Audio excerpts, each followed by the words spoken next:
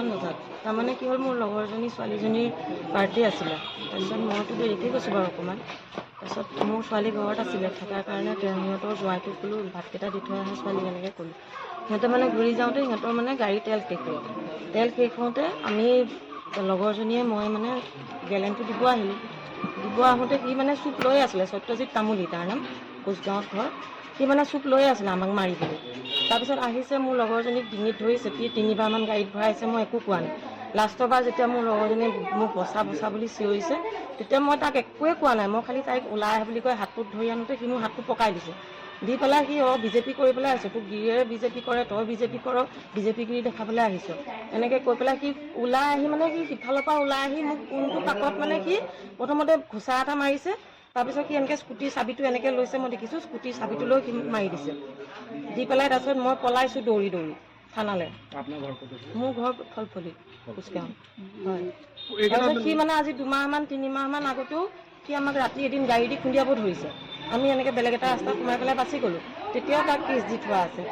তেতিয়া মই এতিয়া নাছিলোঁ বাৰু তাৰপিছত আজি 3মাহমান আগতে সি মুখ্যমন্ত্ৰী ডাঙৰীয়াৰ বিষয়ে বেয়াকৈ কৈ সি আজি এমাহ সি জেলত থাকি আহিছে আজি 3মাহ হৈছে মানে সি জেলৰ পৰা ওলোৱা বেছি দিন হোৱা নাই মানে ওলোৱা এতিয়াতো মোক তাক মুঠতে জেল হ'ব লাগে তাৰ আৰু সি যাতে জেলৰ পৰা ওলাই আহিব নোৱাৰে মুখ্যমন্ত্ৰী ডাঙৰীয়াক মই এইটোৱে অনুৰোধ আৰু সি ডিঙিত ধৰি চেপি মাৰিছে মইতো দৌৰি গুচি আহিলোঁ থানালৈ পিছত মই থানাত কেছ দিলোঁ থানাৰ পৰা আকৌ ৰাতি আমাক হেৰি কৰিলে ইয়াত আহি তাইৰ নাম প্ৰিয়ঞ্জনা তামুলী তেওঁ ফলফলিতে আছে তেওঁৰ লগতে আছে তেওঁ মোৰ লগতে আছে এতিয়া মই তাকে চিটি স্কেন কৰিব দিছে চিটি স্কেন কৰিব আহিছোঁ তাৰপিছত এতিয়া মই ড্ৰেছিং কৰিব লাগিব ড্ৰেছিং কৰি পেলাই আকৌ থানাত যাম আৰু ক'বলৈ আছিলে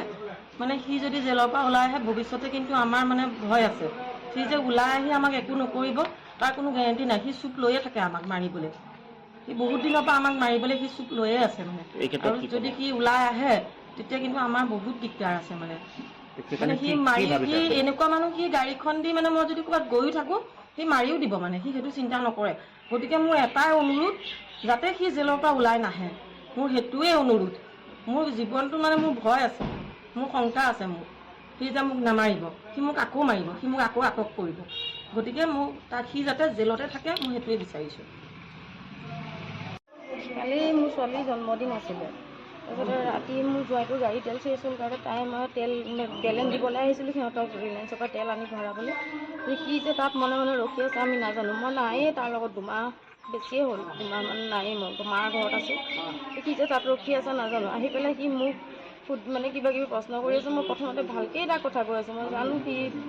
খংটো বেছি তাৰপিছতে সি মোক হাতত এবাৰ ডিঙিত ধৰি পেলাই নি আগফালে গাড়ীত বহালে তাৰপৰা মই ওলাই আহিলোঁ আকৌ এবাৰ নি পিছফালৰ চিটত বহালেগৈ গৈ পেলাই তাৰপিছতে যেতিয়া মোক পিছফালে নি পেলাই ডিঙিত এনেকৈ হেঁচা মাৰি ধৰি পেলাই থৈ দিছে তাই মোক বচাবলৈ যাওঁতে সেই তাইকো মাৰিলে তাই মৰা দেখি তাই দৌৰ মাৰি পলোৱাৰ কাৰণে মোক আকৌ নিয়ে এইটো যে চাহপাতৰ ডাঙৰ ড্ৰেইন থাকে যে তাত তললৈ পেলাই নি ডিঙিত ধৰি পেলাই হেঁচা মাৰি ধৰি আছে কি নাম আছিলে তেওঁ সত্যজিৎ তামুলী আপোনাৰ কোন মোৰ হাজবেণ্ড ঘটনাটো কেতিয়া কালি ৰাতি এইক্ষেত্ৰত কেছ দিয়া হৈছে এজাহাৰ দিয়া হৈছে আপোনাৰ ঘৰটো ক'ত আছিলে মোৰ খবৰ নিছে নাম